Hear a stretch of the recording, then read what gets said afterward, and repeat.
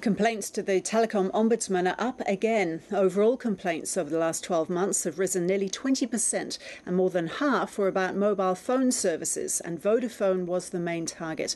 Runaway costs of smartphones were another problem for consumers.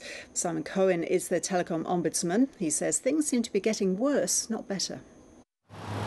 Well, we've had a very busy 2010-11, 197,682 new complaints to the TIO, an increase of 17% on the previous year.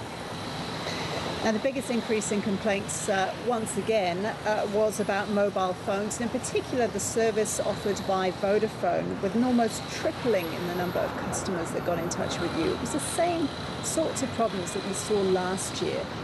Why is it still an issue? Well, mobile phones have particularly increased this year. We received more than 112,000 complaints about mobile phones, up about 50% on the previous year. The sorts of issues we've primarily seen have been about faults, so in relation to coverage and dropouts, but we've seen a disturbing increase in complaints about debt issues, and we think that they have some link to smartphones. So complaints about unexpectedly high bills, complaints about high usage that hasn't been notified to consumers, consumers being disconnected without notice or suspended without notice, and debt collection and credit default listing on disputed debts. Complaints were also on the rise for the very same things in the previous 12 months. What can you do as the Telecom Ombudsman to rectify that situation and make change happen?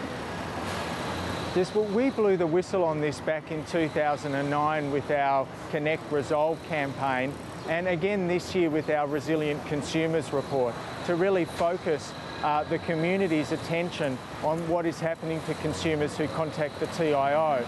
I'm pleased to see the outcomes of the Reconnecting the Customer inquiry by the Australian Communications and Media Authority, with some very strong recommendations about better information, about truer advertising, and about better spend management tools.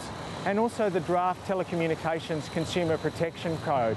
It's an industry code, but one that we think adopts many of the recommendations from the ACMA review, and one that's currently being consulted with across the community.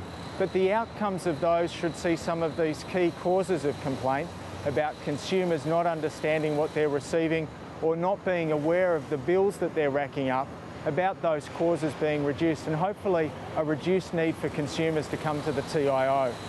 Simon Cohen, thank you. Thanks very much.